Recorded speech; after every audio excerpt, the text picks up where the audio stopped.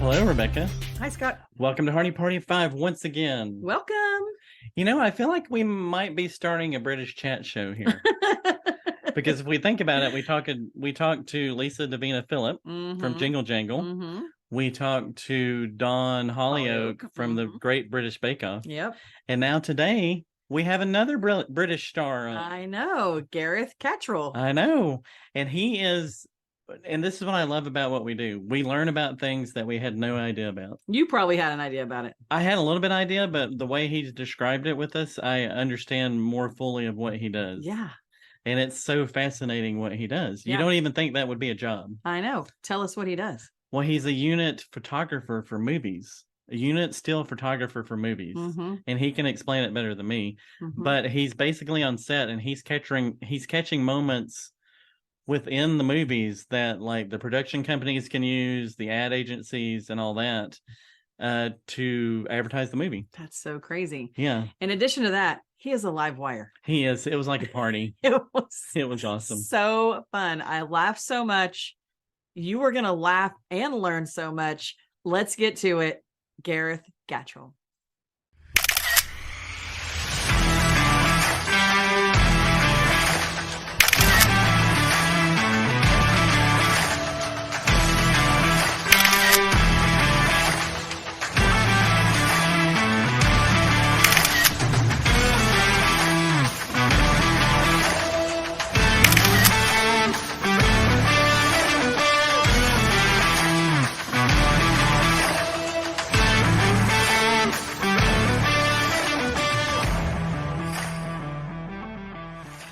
But we're so excited to talk to you. We're like super creative people. Cool. He's a graphics person. Like nice. He's been kind of geeking out over your website. Yeah, there's some great stuff on there. Oh, cheers, man. I've got lots of stuff I can't share, and that's the most frustrating part about the job we do sometimes. Always the way, right? Yeah. We will definitely share what's there because it's good stuff. It's good stuff. Yeah. So cool. Thank you. So you're a web designer, or was it graphics? Forgive me. Graphics. I do pretty much everything, not much web stuff, but mainly corporate events. Okay, cool. Now I can see. So I'll go and help the CEOs get their presentations ready and present them and all that good stuff. Oh, the big boy stuff. Yeah. Sounds awful. Sit in a ballroom for hours and listen to them talk. I'm a hairdresser, so I just deal with people all day. Oh, that's great though. Do you know what? I wish I keep telling my son, I've got an 11-year-old son, Dad, what shall I do when I get older? Because he's starting to think like that. And I said, well, if I was you, go and do a barber course. And he looked at me really strangely. And I remember as I traveled around the world for many years, the best thing you can do is barbering. Because wherever you go, someone needs a haircut, right? Someone needs a haircut. Someone needs a haircut. I tell people that all the time. And also, like, when everything is in a recession, when people are trying to find jobs, what do they need to get? They need to get a haircut before they can go to a job interview. So, yeah. You do that yourself with a zero? Yeah, I kept it. I've kept pretending on hair for a while, but it started growing from like kind of there back. At that point, it's kind of just decided to get rid of it. No, it looks good with facial hair. Like you got to have the facial hair. Yeah, I haven't got the angle quite right yet, but you know, I try to. I'm not sure. It's good. I'm sure you could Photoshop something in there. Always. So tell us, what does a unit stills photographer do? Like, literally, this is so new to me. This is his world. This is new to me. So what do you do? Well, it's really interesting because up to about a few years ago, not many people knew what that was. Even I didn't. And I've been in the industry only for about sort of 8 years now. But as a unit photographer, you're covering everything from behind the scenes, which is great for showing execs exactly where the money's gone, but also inspiring up and coming new talent or camera operators or creators or directors how to use that budget. But we also obviously do what's the main role is representing what's going on in front of the camera, the main camera. So, and that's what's called unit photography. So obviously we're shoot as the actors are doing their bits and pieces on set, we're in amongst it all, capturing those moments or trying to capture one moment really that tells the whole scene. And those pictures are then used to publicize and promote the film or TV series globally. Yeah. Okay. So I'll be the one that asks the silly questions. So does that mean you have to say, everybody freeze, I'm taking a picture? You know what? That would be something I think we all could wish we could do. But obviously, if you try stopping a machine like that, so often it gets very expensive. So the real key skill, I think, for a unit photographer, and there are many, is about building relationships with people and also kind of being stealth-like, because you've got some talent really are open to you taking shots during the take, because that's where the energy is in that moment, and other actors aren't so keen. So then you have to find a way to negotiate amongst all these different scenes being shot for the day. How do you get in without causing the most disruption, but also get the best pictures possible? I would be so terrible at this job. I'm way too bossy, and also you'd stay in the middle of the scene. Nothing subtle about me. This would not be for me. Everyone, stop! My turn. I mean, all eyes on me. I need everybody looking at me right now. Within the shot, you have to know where the camera's going to be and what they're shooting and all that, right? So you're not in it. Yeah, exactly, and that can change. So I've just finished on Loki season 2, and we had an amazing main camera operator called Andrew Fletcher, and he did season 1. And I love the guy, but where the camera would finally end, it really decided or was chosen by how the actors would react to his Steadicam. So he's on a sort of a camera rig sort of harness unit with which then allows him more movement. So you see a sort of a run through what's going to happen, and you think you're safe. And suddenly it's like, ooh, hey. You're like, I'm not supposed to be here. See, that's my kind of job.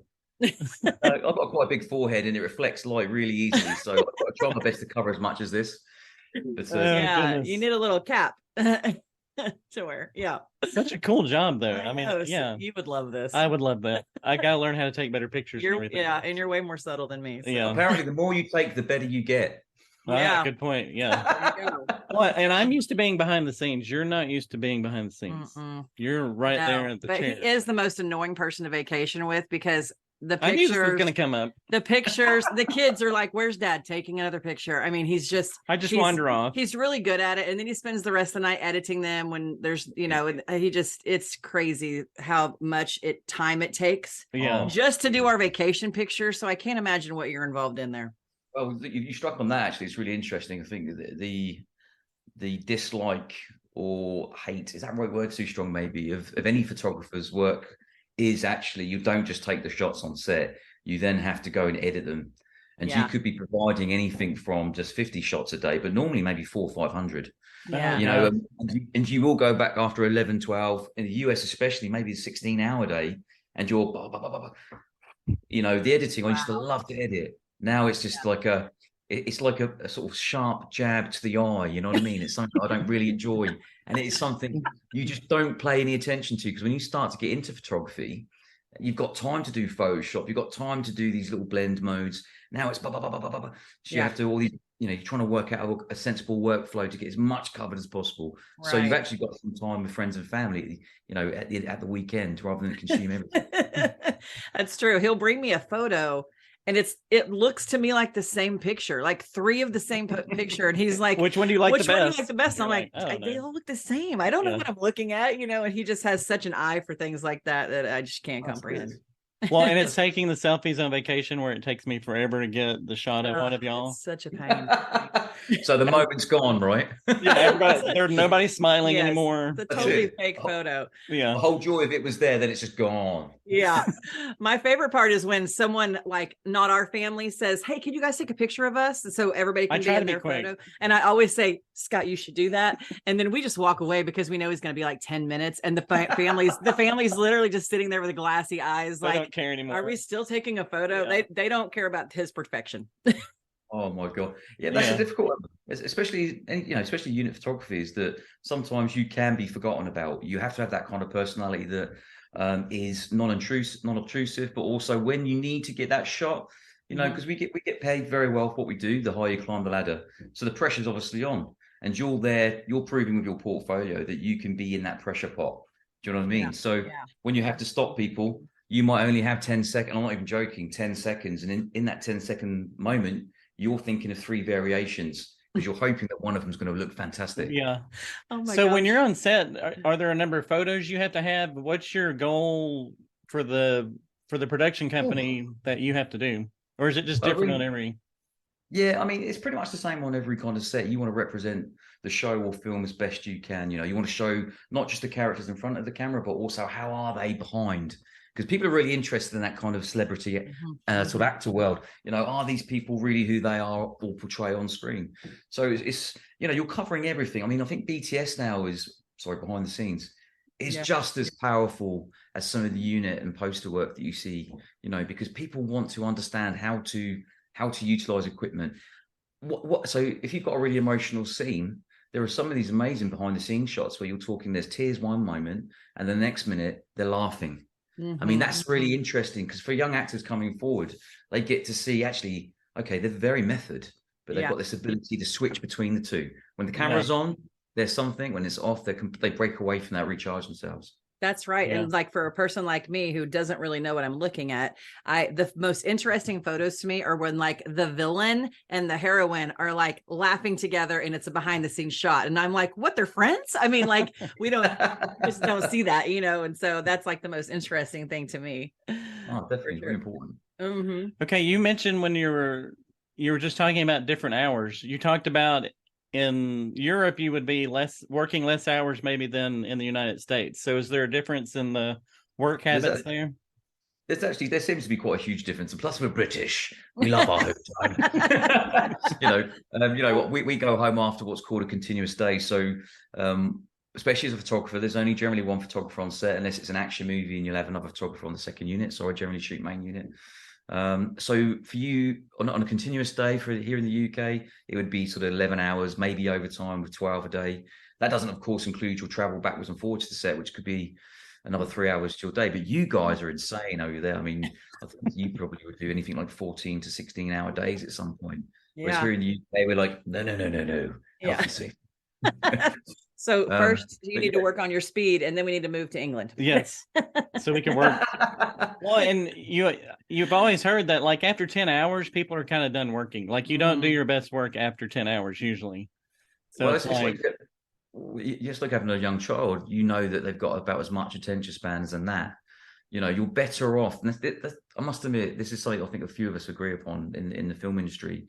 You are better sometimes to extend the shooting period of weeks or months rather than trying to contain it, because a lot of the time at the end of the day you're firefighting to get what you want, and that's not your best work. And I think it makes more sense to make the day more kind of European in respect that let's work the 8 or 10 hours like a normal job, and then we'll come back another day with more energy. You know, it's really keep the upbeat energy driving, you know. Do you find, just interestingly, like with your shots, have you noticed that you've gotten the best shots early in the day or later in the day? Do you just fall into a category, or kind of just always different? Yeah, it's just always different. I think sometimes, especially this is the difference between television and film, as in TV series, we tend to shoot a hell of a lot more on a TV series in a day than you do generally in a film, because this is generalizing.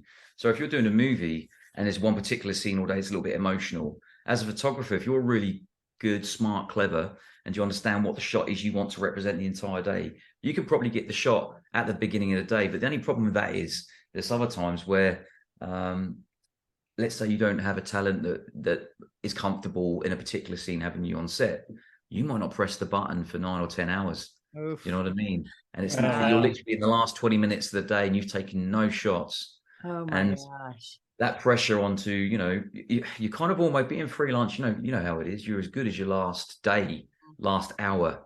You know, it sounds very dramatic. I'm British, like to do that, but no, it is. It's true. You know, I think that's the experience that comes in after some time. So I used to be so busy shooting the hell out of everything really quickly on set, and now I'm just, if I don't feel it's going my way, it's like, what's up? Breathe. You know, and then at the end, and then you do that, and if you keep calm, but you keep on knocking on the first AD's door, who's the person in charge of how the day runs. You know, I'm still here, buddy, but I'm cool. It's not a problem. But I just to remind you, you know, I'm like that bad smell that doesn't ever go away. You know what I mean? It's that bad penny.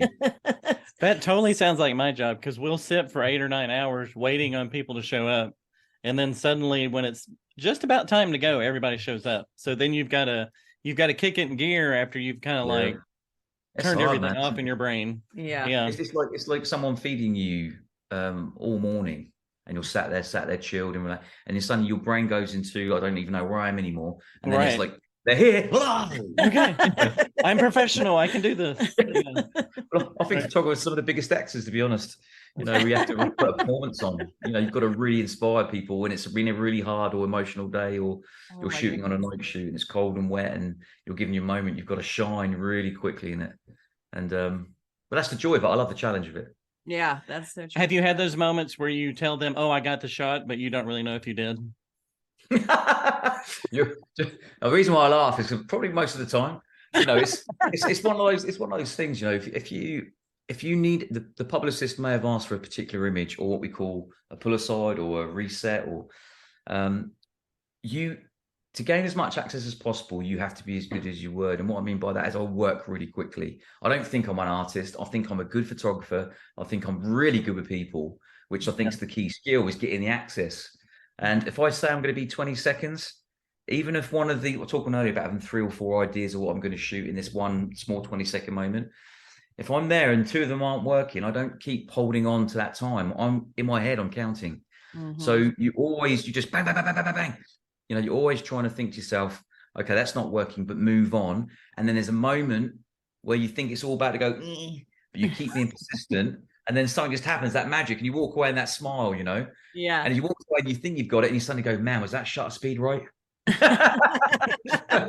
Or, I've gone for the artistic approach. It's a bit blurry. Great yeah. kind of stuff. It's an action shot. That was intentional. Oh, always. That's so great. So what did you do before photography? What kind of other gigs did you have? Oh, I was very late to the game. I was a late bloomer. So I never knew what I wanted to be when I left school. And I went to college when it was all free, and university didn't cost anything. And I was always very good at, you call it soccer, we call it football. Yeah. Played at a very good level and was at university first team. And, you know, I only stayed at university so long because I loved the game. And luckily there was photography when I was at college. So I found photography at A-level standard. But once I finished uni, well, I didn't even finish. I kind of quit halfway through. I ended up going to the Canary Islands, the Balearics, teaching sort of scuba diving, working as a presenter in a bar, you know, doing karaoke, joined the Navy. Honestly, joined the Navy, became God, what else did I do? I then became a charter surveyor for a company who needed someone they could sculpt. And I had to do was cold calling. I never quite understood what the point of that was for 2 years, but now I sit where I sit, and it still isn't the end of my journey. Who knows if I'm going to be where I am in another 5 years, you know? But it's funny how all those things fall together, those jobs, and you think, what doesn't make sense? You know, that frustration of, you know, whether you believe in the big cheese being God or destiny or universal energy, and what's the purpose of it all? And then suddenly all these little jobs come together. Scuba diving instructor, you'll take a group of 4, group of 10 people, 30, 40 meters into the water, massive amount of pressure, because you've got to make sure the same people that go in come out. Yeah. Come out, you want the same number of people to come back. Exactly. But they've also got to have a great time with it, you know, the expectations. So you understand that pressure, you know, the charter surveying stuff, you know, dealing with solicitors. Oh God, what's that to do with? There's the book. My first day was, there's the book, there's the phone, off you go. It's like, yeah, but, you know, wow. You learn your way around it, and that sort of stuff now has been really great to make contacts. You know, getting your first opportunities, not being afraid to cold call someone or communicate, which I think is really important in today's world, rather than the email thing. And then the sort of side of the charter surveyor bit was all about the contracts, the legality of, because you're not just pressing the button, you're not just editing, you're not just making contacts. You then get your next Paramount or Marvel contract, and you have to read for a 20-page contract. And it's like, if you don't understand some of it, it's mind-blowing. Yeah, that's crazy. Yeah. And I think one cool thing about all your past jobs is talking about like the people person that you are now, like all of that helped develop that in you, even the people person that you are. Yeah. And go ahead. No, sorry, I'll cut you off. I'm a rabbit. You know, I want to keep on waffling. No, that's fine. I was just going to say, similar in my job, I tell new hairstylists, I say, you know, your clients come to you because they like you 85% of the time. And if they get along with you and you have such a good personality like you have, then they can come to you and say, hey, this isn't working. Let's try this. This isn't working. That's what, you know, and so there's just a relationship there because you're a people person. Absolutely. And I think what's interesting, what you just said, obviously being the hairdresser that you are, is that you have to make people feel confident and comfortable to tell you the truth. That's right. And when they have that relationship with you, like you might try something that's not worked. for them to be able to share that with you is really quite a special relationship, isn't it? Yeah, and that's really important on a film set. If if the actor's not feeling the moment and I've only got 20 seconds left, they need to be able to say, gee, it's not me. That's and right. I can't say that personally. I used to, because I thought, we all do, the artist. I know it all. No, you've got to be mindful to the fact that, you know what, if I feel I've got something I want to try, I'm going to do all the safety options first, because that's what my job requires. And then at the last 5 seconds, if I have a moment, that's where I get a little bit artistic. That's right. Yeah. Okay, so we've gotten a good idea of what you do for people out there that are not sure what that is. So tell us how you got into it. Tell us about Anthony Jankowski and how he influenced you. Oh, except for I was like Marmite as a teenager, and maybe I still am. I'm very much in people's faces, not in a aggressive way, but it's a case of da-da. It's on set, it's very difficult to be quiet for 11 hours. You know what I mean? So it's, always was the class clown at college, and I just found photography was quite a natural thing for me to do. But the whole written words, all the stuff you have to do, the essays, really wasn't my bag. But I was very lucky that the lecturer I had at Portsmouth College in England, Portsmouth, was just this kind of Welsh, chilled out. I was probably at that age, 19. And he was happy to have fun because he knew when I picked the camera up, that's when I was kind of serious as such. And if it really wasn't for him persisting, and taking the moment of calm in his mind before going, Gattrell, get out. He was really cool, calm. He inspired me. He made me think about things differently. But I think more than anything, I think Anthony, we still meet up regularly now for coffees and stuff. I think he just reminded me the importance of, we all learn differently, and it's about people skills. It really is. I think I learned from him from literally that point that, you don't have to be the greatest, but to move forward, you need to be good, and not good at just being good at your craft, but also good with people and being able to operate on multiple levels rather than just one way, which some people, like maybe the artists of photography, will only be one way. But yeah, from there, Anthony was kind of, he was the person that kind of, cause my father died when I was very young, when I was about 6. And all that kind of jazz. So I never had that kind of figure. And not that Anthony was, but he really understood me as a person, and he got me to do the best I could in that particular class. And I was with him 3 years. Wow. GCSEs is 1 year and A-levels is 2. And then from there I went to university. I had no idea what else I wanted to do.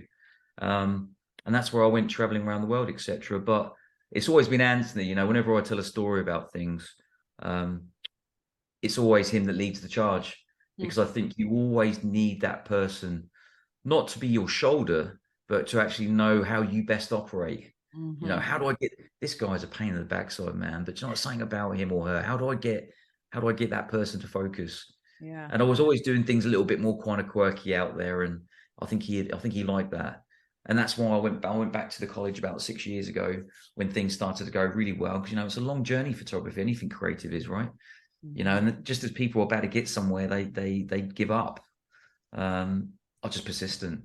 And I wanted to go back to Portsmouth College where he was. I approached him and said, look, I'd love to come back and just share a little bit of what I've got. I'm not a gadget genius or a ratio kind of photographer. It's all about people. And I went back, I think, about 4 years on the trot until COVID hit. And then went back into these little sort of day workshops with some of the A-level students.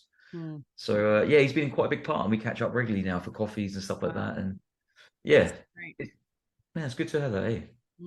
Well, and just something you mentioned there, like as a freelance creative too, and I think in any job, I don't think we realize how important it is to be kind and be able to be worked with. Because I have clients that now, gosh, some of them, it's my 18th year working with them on different projects. And it's not that I'm the greatest, just like you said. It's like they're comfortable with me. They know. And a big deal with my job, just like yours, is you don't get stressed out. You stay calm. Nobody's going to die. We're going to get this done, And I've seen over the years of doing what I do, of people just getting upset and grumpy. I see a lot of graphics guys that are just, they take everything so personally. And I think it's important that we don't do that. I think that's probably the biggest success story to any freelancer in any role, isn't it? Is learning very quickly that if there's someone that is an amazing talent, don't be envious of it, appreciate it, and just give it lots of love and kindness. And that sounds a bit cheesy, cliche, and godlike. I don't mean it like that, but I learned very quickly once I got past that, going, why is mine not as good as this? I need to be here. And that encourages you to sort of develop. But I think I learned it's very important to give that love. And as soon as you give that love to another photographer, another creative, you're doing it for the right reason, not the attention-seeking reason. Do you know what, man? It just opens your world. Suddenly everything comes off your shoulders. Work starts to flow a little bit more easily because you're not being so bitter or twisted or negative or envious. You know, it's all about just bouncing backwards and forwards and being pliable. And exactly what you said, you know, you say, we both said it, we don't have to be great. The truth is we probably both are great, but we're just both our worst critics. Do you know what I mean? Yeah. And that's what gets us going. But also learning not to be right all the time or not getting your way is really important. People want to come back and work with you because, you know what, you've got some ideas, but you're not doing this, you know, not throttling them with it. I think that's really, really important. But if you do believe something's important, you think it's worth the opportunity, do what they want, then move into what you feel is necessary. Always try to sell it that way. Definitely. That's so great. Yeah. So we recently talked to Lisa Davina Phillip, which is kind of how we found you. Is she not amazing? Getting emotional, getting tingles, that jingle jingle feeling, baby. Honestly, Lisa is just, wow. You saw it yourself. What you saw with her in that interview, and hence why I watched it, because she is just powerful, beautiful, electric, of the heart. And her and Forrest Whitaker, I'm going tingling now. Her and Forrest Whitaker, wow, man, just, you know, that was Netflix movie 2018. I think we filmed that, and that was kind of my first, what I'd say, bigger kind of film where doors started to really open, because we had Remy Adesfarison as DP, fantastic. We had Ashley, who does all the Kylie Minogue's choreography on there. We had these beautiful vocals. We had some wonderful characters. And it's just one of those, I'm jumping well ahead of myself, I'll get really excited about it. But it's one of those film sets that I was so fortunate to land on. And everybody, whoever I meet, so people who work on Andor, the Star Wars series, people who've worked in all sorts of, you know, Bourne Supremacy, James Bond, every time you come together and you bump into a fellow crew member, first thing you do is, it sounds again cheesy, to look at each other and go, man, jingle. Have you worked anything else like it? No. You know, David E. Talbot, the director. You're not going to be able to shut me up now. Sorry. Just when you have a director that walks on set and he knows every person's name, and I don't even just mean those on set. I'm talking about security. I'm talking about the daily runners. I'm talking about the PA in the office that Joe blogs. The person who sits next to them doesn't even probably know their name. You felt, I'm doing it. I'm going all tingly. He's just that guy that, wow, man, if he offered me, if there's another opportunity to go tomorrow, and I would just jump at that opportunity. Wow. Well, and when the leaders like that, I think that's a lot of where that set came from, is he was the leader and he was that kind and open to everyone. So I think that just helps everybody be creative, you know. Oh man, just him and Linda, his wife, who's also the producer, is just such, you know, to work husband and wife. I mean, you two are doing really well. No one's killing each other at the moment. It's fantastic, by the way. You know, but to be under that amount of pressure they were under to perform, because it was a live action and quite a big budget one for Netflix, was just phenomenal. But Lisa was, man, so many good giggly moments, you know. She just is so many. She is a show stealer. Oh, anyway, I'm going on. You direct the questions, are we? So any like specific moments with you and her that you can recall? Oh my God. So there's one particular moment where I asked, then we had Phil Lawrence, who was one of the musical writers, Bruno Mars's writing partner. And he was on set doing a bit of vocal, but also doing some dancing. The man can dance. Damn. And there's a moment where Lisa jumps onto the couch and sort of has her arm up. And you've got the guys popping from behind. That for me was great. That was a great moment. But also there's a part where she hits the horn in the truck. Get out of the way! Do you know what I mean? That moment. Honestly, it's you know, we're recording obviously live sound, and when you hear the whole class just erupt, you know, and the whole crew go up, and you know you've got to redo the take because it's you can't get rid of that. You can't. But just magical moments. And Madeline was fantastic. Justin Cromwell was great. Just so many But for me, just so many memories. Yes. My memory. Sorry, I'm So- so sorry for jumping everywhere. Forgive me. No, No. that's great. It's one of our favorites too. We Yeah. watch it probably 2 or 3 times every Christmas now. I- With Forrest, like Forrest is a method actor. So did that Mm. having not? I assume you hadn't worked with him before that. Did that concern you first time. going in? Because I sense the method actors like I don't want anybody. You've heard stories of Christian Bale like griping at people on set that aren't supposed to be there, that kind of thing. So did you go in a little apprehensive, and how did that work with Forrest? Do you know, you hit the nail on the head. A method actor, generically, is the fear of any photographer or EPK guy. You know, because to get the magic in unit stills, right? You can be one or two photographers where you've got a big long lens, you'll sit at the back of the set, blah, blah, blah, blah. That's just not me. That's not me. I want to be, what makes me enjoy what I do is the challenge of getting that shot where I shouldn't be, but that's where the energy is. But how do you do that? You've got to be right next to or beneath or to the side of the main camera. And the thing with that is once you're locked in, make it sound very dramatic, like almost military. Once you're locked in, even breathing, you know what I mean? You just don't breathe. You're there and you're bang, bang, bang, bang. And the eye line's there. But Forrest, what I noticed very quickly with Forrest is that he's a very gentle spirit. So I'm very loud, but I'm very good at reading generally the room or people. So obviously the first time I approached, I just remember walking up to him and keeping it very simple. Hey, Forrest, my name's Gareth. I'm your photographer for the next 20 weeks, 12 weeks. Pleasure to meet you. Thanks, Gareth. Nice to meet you too. Walk away.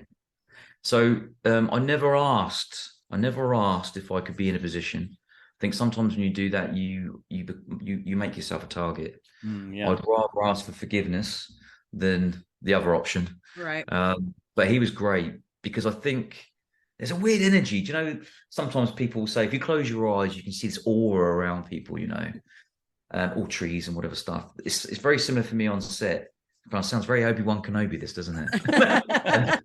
There's a certain place you can be with a camera and I'll push and then I'll push. And there's a moment where I feel that you're teetering on the edge, and that's where I'll lock in. And because once I lock in, I've got the shot, you're shooting, you're going, have I got the shot? Even you're aware of your finger moving. Because, I've been balled out a few times on set and I won't mention names because it's just one of the parts of the job. Someone gets distracted. It could not even be the photographer, but you're the easy target, So, but Forrest was respectful. He was kind. He was so generous. I just always had to talk to him in a very sort of soft, chilled tone. Don't be, I'm normally this fast, as you notice, so it's very slow and gentle. Sounds like you have to do a little bit of gymnastics to get in these locations that you get in. Or do you do yoga? I mean, you practice breathing. What do you got going on? Well, darling, I like to keep myself rather trim. Look, for me to be, it's difficult to keep fit when you're on set because you're doing some strange hours and the routine's out. But and you're getting catering that's not the greatest too, probably. Oh man, you Americans, man, when we're on your productions, Jesus. These food trucks appear in England. It's breakfast, lunch, and tea. You guys, it's breakfast, mid-lunch, lunch, mid-afternoon tea. It's like, so you have to really. My colleagues would agree. You've got to really watch yourself on the sugary stuff. But for me, it's really important. I try to keep myself as fit as I can, and some of the positions I get in, I've just did a movie with Paramount called Apartment 7A. And it's like it's a prequel to Rosemary's Baby, I think it's called, an old classic. And there's a couple of shots where Julia Garner's in this from Ozark, and Diane, is it Diane Weiss? Yeah, Diane Weiss. Yeah. Yeah. There's a doorway. So she's coming through the door. The chain's going across her face, and like the camera's in here, and there's a sliver just there.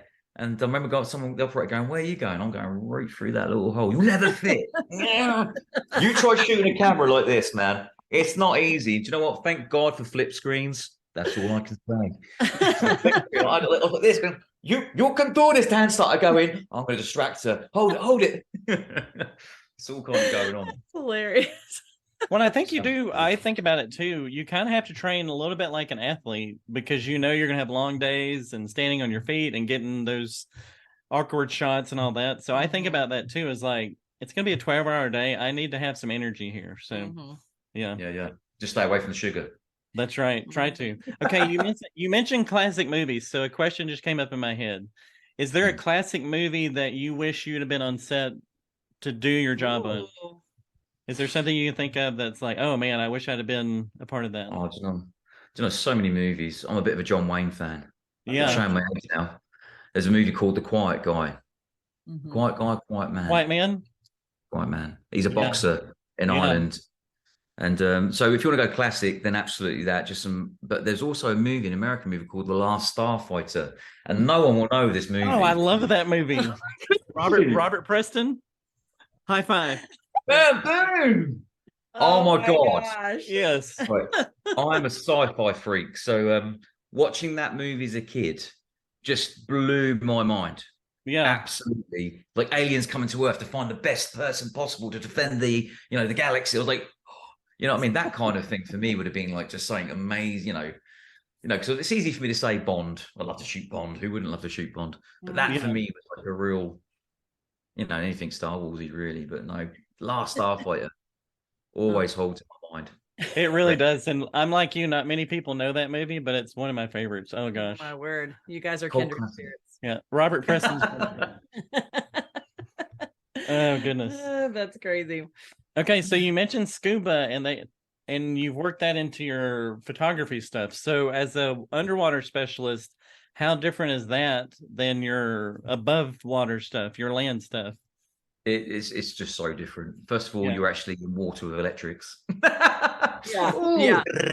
Of course, that's well looked after. But there is that mindset. You're actually willing yourself to fall into the water with electrics. Get past that. But very, very different. So I've dived for a long time, and I thought, how do I make myself more employable? Because if people don't know about you, or if you're limited in what you can offer, especially imagine a producer comes to you and says, okay, we want you to shoot this movie, but you can only shoot these elements. I want to own the entire movie. I need that to be my credit in its entirety so I can move forward. So, okay, I've been diving for 20 years. What do I need to dive at Pinewood or Leavesden? Or, okay, I need the HSE scuba certification. So off I went, did a 2-week intense course, got that. And then what you learn very quickly is that obviously you've got things like refraction when you're dealing with underwater photography, things like bend and warp and cut. Light comes in a different kind of way, it can bounce everywhere. But also more importantly, stupid little things like if I'm floating mid-water, and I've got the camera behind me or below me, I've got to think about where my bubble is going to go. I've got to think about where my fin tip comes in. I've got to think about, okay, hopefully the actor hasn't got a mask in, so eye lines, I'm good. We ain't going to worry about eye lines, baby. It's all good. But obviously, you're floating in a pool or the ocean. But if you're in a pool, even in a pool, there's a current because it's being cleaned. So you do this. But those little movements, so, learning the arts, finning backwards, using your fins, but maintaining contact with the camera. As you breathe in, when you scuba, you begin to lift. When you breathe out, you begin to get, that's how you adjust your buoyancy. So suddenly you've got to be really mindful about that. Because if I'm breathing in to come up, I'm just going to lift and pop, breathe in. But then I can't go too high because I've got the assistant above me with the power cable going here, and it's you've got to watch everything. So even though you're looking this way with a mask on, you've got a camera here to your face. You've got to be mindful of what else is going around you. And you can't talk. I think that's a blessing for most of the film crew when I'm around. Yeah. They're like, good, we're doing an underwater shot. We don't have to hear Gareth. This is the only place I could do this job. But no, if I could specialize only in that, I would, but there's just not enough of it. Yeah. I've worked with 2 of the best underwater camera operators in the UK, and I was supposed to. I was ready to go on to Bond 25 to do the scene where the CIA agent. Do you remember the boat goes down and Craig's in there with the agent, and the agent passes away? I was supposed to be doing that, but unfortunately, just due to unforeseen circumstances, the week before, I think it just got canned. Me being there, which was gutting because I would love to have worked with Craig as the Bond. Because for me, I think he's been phenomenal in this era of Bond. Yeah. So what are some actors that are like on your bucket list that you've seen their stuff and you'd love to work with them? God, Emily Blunt. I just think she's just phenomenal. God, so much. Just worked with Tom Hiddleston. He's electric. Samuel J. I worked with him this year. Been very lucky. What a character he is, man. He seems like he'd be a party. Oh man, if you can't handle the heat, don't be in the kitchen, baby. Do you know what I mean? I remember, I've got to share this because it's hilarious. But I won't swear what he said to me, and it was done with fun.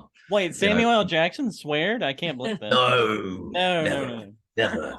Yeah. He's that, he's that kind of guy, man. He's the only dude that I know at 70 can pull off a pink tracksuit and a baseball cap. Do you know what I mean? So yeah, I remember we were into, and does it so well. Annoyingly, if I wore that, I'd look completely stupid. With Sam, he's great fun, but also there is always a seriousness to any joke, and he a small little bite, because he's been in the business a long time and he knows what he's talking about, and you have to really respect and honor that. And there was one particular day where I was getting arty. You'll be ready for this, right? The light was coming through the window. It was kissing his skin. I just went, oh! I thought, I've got to get this shot. And there's this moment going, do I? Don't I? Do I? Don't I? Do I? Don't I? I do. So I walked up, Sam, this just looks great. I've got to get this shot. And he looked at me and went, it's called motion stills, not motion picture. Sorry, it's called motion picture, not motion stills. Yeah. Then he smiled and winked at me and I went, come on, baby. And he went, come on. Oh my gosh. Yeah, he was, I've got to get back to front. But no, there was that moment. He said like the word mother. Yeah. Oh my God. Then he went, come on. I was like, oh. He's the type of person that can use those words like as Shakespeare. It just sounds like Shakespeare. You hit a nail on the head, because he is just a power. He's just a powerful force of nature, isn't he? Daniel Craig would definitely be someone that I would love to work with, and I was really hoping I would have ticked that box, but it just wasn't meant to be. But there's so many wonderful actors out there, who really do appreciate the importance of photography. Yeah. Some talents, obviously have a problem with it, and I do understand that in some respect. But it's almost like asking a professional sportsman, asking the entire crowd to leave when he catches a ball. You can't do that. The part and parcel of the job is this. And I can understand that we all have bad days, because we do. And you just, as a photographer, have to learn how to navigate that. If you walk on set and it's an emotional set, or there's a little bit of bare skin, think about it. Is this image? You got the publicist saying, we need something like this. And you go, oh man, but this particular actor or him, there's nudity, do I want to be pushing in the way on that set? Yeah. Is there something that there's a particular, in the last Paramount job, there was a moment with Julia and there's a little bit of skin. And of course they have, what do they call them now? Nudity kind of PAs, not PAs, but not even directors, but that manage that for the actor. So they haven't got to think about it. And you look at the scene and think, I need it, but I can't. So how do we do that? We think around it. So we can shoot something, but we can structure it so nothing is too revealing. And that's where the relationship stuff comes in. You sit with these people who have that power with the actor. Yeah. You negotiate it. So look, I'm not here to upset anybody, but we would love to get something. Perhaps we can tweak what's going on set a little bit more, but just for the stills camera. So yeah. Negotiations. So do you ever relax? And how do you relax? Do you take your job home with you? Do you think a lot at night? A lot of my friends will say I'm nuts. I don't actually pay a lot of attention to the call sheet. And the reason, when I say to the call sheet, I mean coming up to the next day. I always take everything above and beyond, unless we're on a very tricky location. I always take everything with me, because then I'm ready for everything. So if I were, for instance, the reason why I do that is if I were to read the call sheet and I will read it in respect of location, time, and the general scenes. I don't want to know the intricate nature of each scene. Otherwise, when I get there, or before I get there, I start thinking about what I'm going to shoot. How am I going to shoot it? Damn, I'm not going to be, what's the point of me coming in tomorrow? It's because this, and this. But that's not the attitude to have. So I'd rather come in knowing that I've got to be at a certain place, certain time. That stops me then for taking it home too much with me. Yeah. And then the next day, I'm always super up early when I'm working, and I'll always be to set at stupid o'clock. And I'll perhaps, let's say call is 8 o'clock. I know that the cameras aren't going to roll till 9:30. So I don't have to be in till then, but I want to be at 7:30 because I can sit with a cup of coffee, digest it. Okay, this is what's about to hit me. That's really cool. When it sounds like you want to be in the moment, like you want to capture those things in the moment and not be thinking 3 hours from now, I'm going to get this shot, Yeah, exactly. Yeah. I think I'm an overthinker, absolutely by trade. My golf swing, I went to a golf with my brother and little boy this afternoon. If I step up and hit the ball, perfect. If I step up, stop, think, gone. Yeah. Too gone. So in between your jobs, do you do anything fun? Well, yeah, I mean, I used to do lots of water sports, so kite surfing, foiling, that kind of stuff. But I've just realised with age that I'm now very fair weather.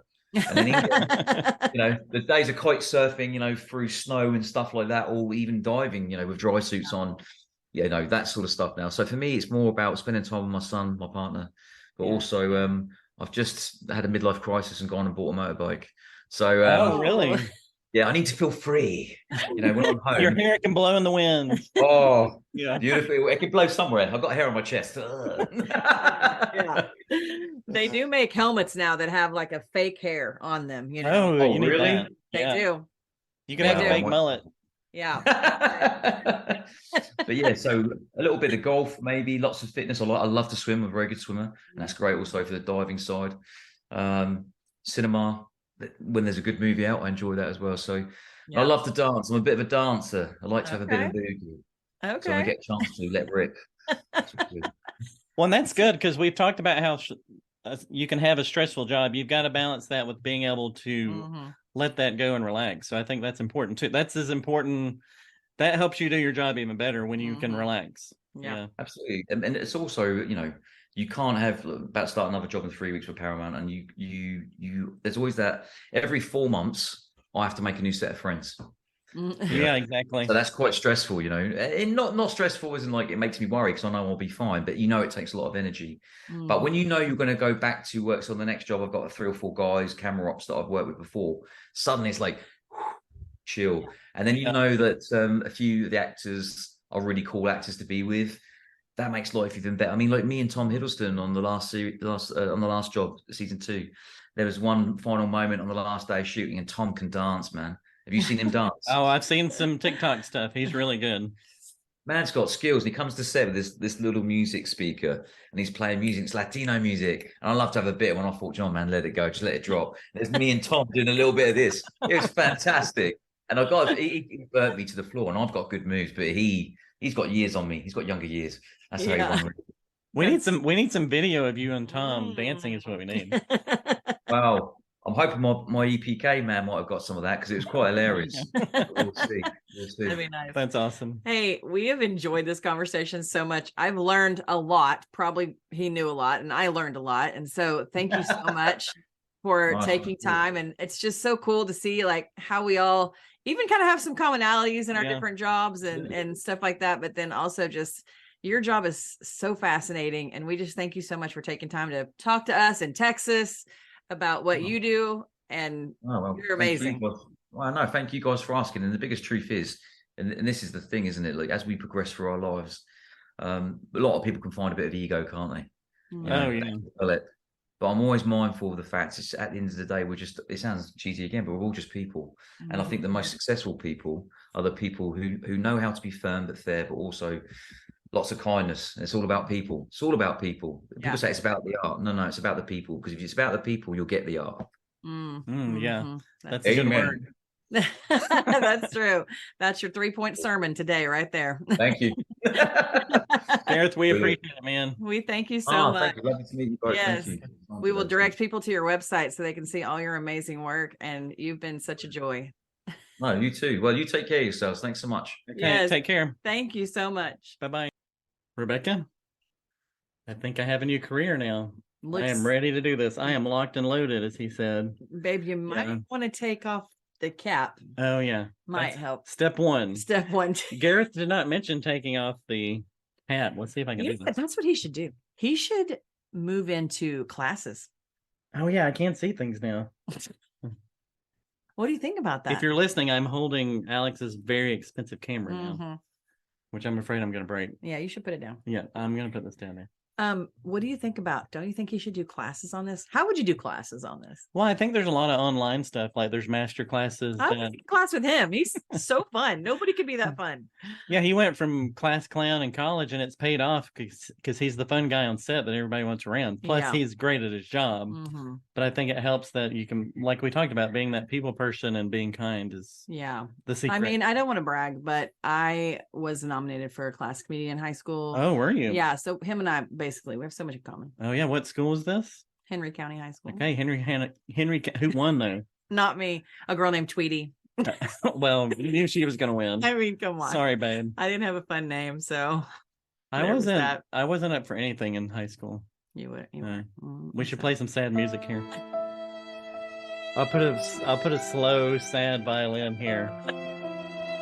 I think I love talking to him because I also love digging a little deeper onto like, why do you think you're so good at this? And just that whole conversation about like how you have to be kind to people and you have to be personable and be able to be approachable and be able to take criticisms and just all the things that go with a job where you are dealing with the public. That's what it is. It's any job you're dealing with the public, you have to learn a different skill set than when you're not dealing with the public. Well, I think the key word you said there was approachable. And I think that can go for any job is, especially if you're the boss, is if people don't feel like they can approach you with a problem or an issue, then you have an issue because things aren't going to work right because they're afraid to talk to you. Yeah, that's right. Or if you're the grumpy graphics guy, like people just don't want to mess with you. You haven't got there yet. Not consistently. But no, I pride myself on like, let's stay calm. Let's work together. We're all working together to get this done. Yeah. So if I'm the person sitting in the corner that no one wants to deal with, then I'm the weak link and I shouldn't be there. Right.